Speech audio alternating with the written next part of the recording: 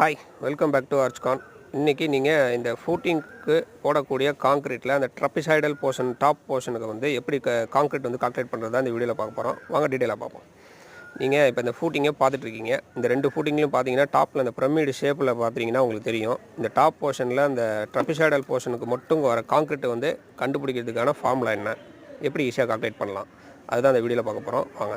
பொதுவாக ஸ்ட்ரக்சரல் டிராயிங்கை இந்த structural drawing ஷெடியூலில் இந்த ஃபூட்டிங் ஷெடியூலில் பார்த்தீங்கன்னா கேப்ஸ் டி ஸ்மால் இ கொடுப்பாங்க.